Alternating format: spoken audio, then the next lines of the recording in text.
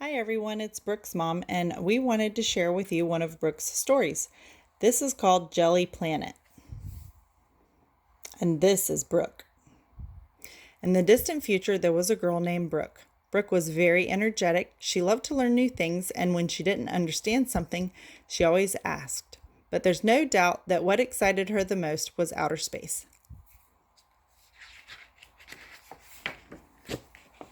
Brooke spent hours gazing at the stars and planets with a super high-powered telescope. She could see what her galactic neighbors were doing. Her faithful sidekick was a sweet dogodile named Corcho, a fantastic pet that's half dog and half crocodile.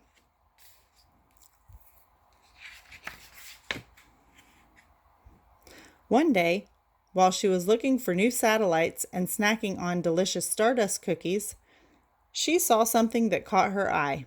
A spaceship from the Jelly Planet was flying towards Earth. What do they want? And why are they coming to my planet?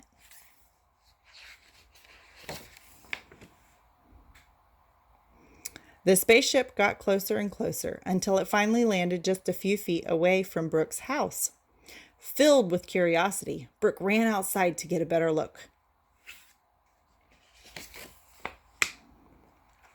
Once they landed on Earth, the gelatinous aliens started to dig a very deep hole. Corcho was surprised to see how easy it was for them to dig such a big hole. These aliens worked really fast and were very well organized. Brooke and Corcho continued to spy on them, not really understanding what was going on. What did the aliens want? After a long wait, Brooke finally saw them take a giant magnet out of the hole. They all helped lift it up and load it into their spaceship.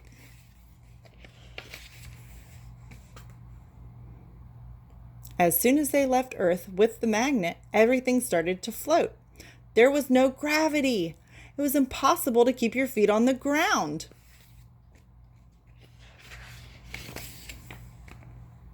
Brooke had the same feeling as when her class went on a field trip to the moon and experienced lunar gravity. It was like swimming and flying at the same time. While she was rushing on her way home, Brooke watched everything levitating around her. She clumsily climbed through her bedroom window and just barely dodged the table lamp. It almost hit her in the head.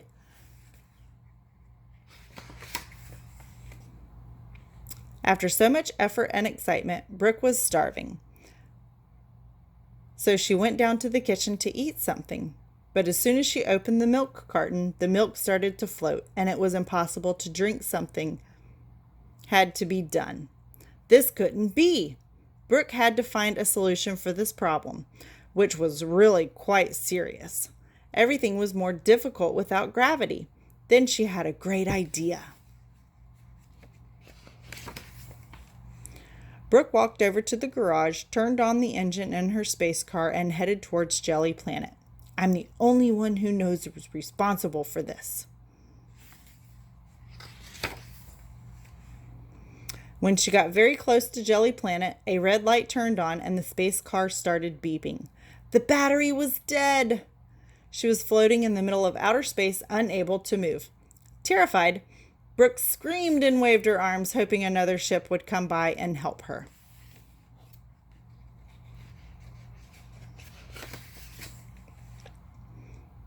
Mr. Float, an inhabitant of Jelly Planet, saw Brooke's car floating adrift and decided to come to her rescue. Brooke breathed a sigh of relief and was very grateful to Mr. Float. I'll take you to my planet so you can recharge your vehicle.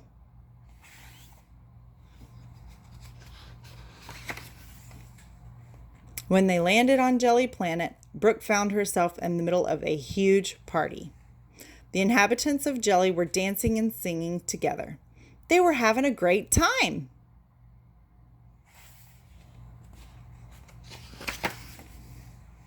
I'm Brooke, and I've come to take the magnet you took from Earth. Now everything on my planet is topsy-turvy. What's this Earthling doing here? The aliens took Brooke to their great leader.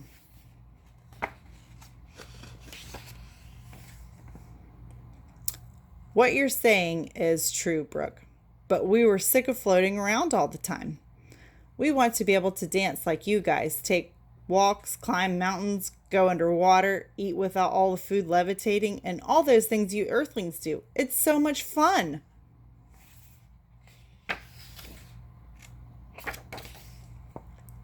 But we humans are not made to float, and if everything is floating around in the air, it's a total disaster. I couldn't even eat my snack. I'm so sorry, Brooke. We didn't mean to bother you. But we also want to have gravity. What can we do?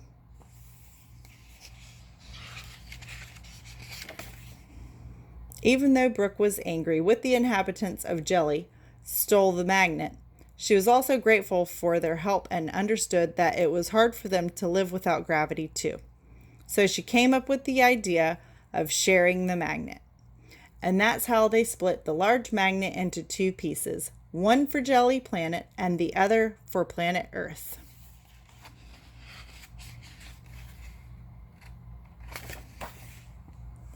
Thanks to Brooke, life on Jelly continued to be a party.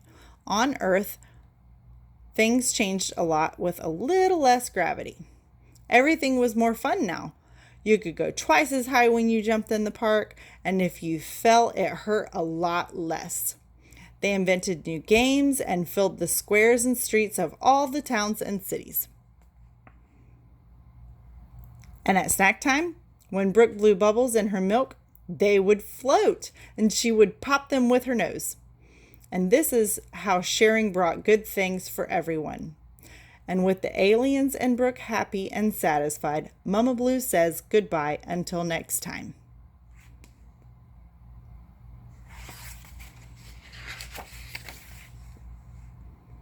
Fun facts. What is gravity? Gravity is one of 4 fantastic forces that govern the universe and causes mass to stick together, attracting bodies towards each other. Yet this force is so weak that in order to feel it, it is necessary to have great mass on a planetary scale, as you are also an object with certain mass. Earth's great mass pulls you in because it wants you as close as possible, and no matter how high you jump, you will always come down, which is why flying is so hard. In order to take off, you need a rocket that will take you from 1 to 100 in 10 seconds, which is the acceleration with which objects fall to Earth due to the effects of gravity. This teaches us that all objects fall at the same speed regardless of their weight. Parachutes help us discover another hidden force that stops the fall and prevents a hard crash: air resistance. The greater the surface exposed to the fall, or the larger the parachute, the more the air helps break the fall. This is why aerodynamic engineers design cars and airplanes with shapes that offer less resistance and penetrate the air easier, making them go faster. If you've ever belly flopped into a pool, and I know I have, you'll know what we're talking about. Let's try an experiment. An object's mass is the amount of matter it contains, or said differently, it is the object minus its openings and pores. The greater an object's mass is, the heavier it is because the Earth pulls at it harder in order to make it fall. Phase 1 of the experiment. Take a rock and a sheet of tinfoil, the size of which you'd wrap a sandwich, and let them fall from the same height. Which falls first? Which is heavier? Phase 2. Repeat phase 1, but roll the tinfoil into the tightest ball you can, really, really tight. Which falls first? Which weighs more? If there were no air surrounding both objects, which would fall first? I don't know. And here we have a seek and find.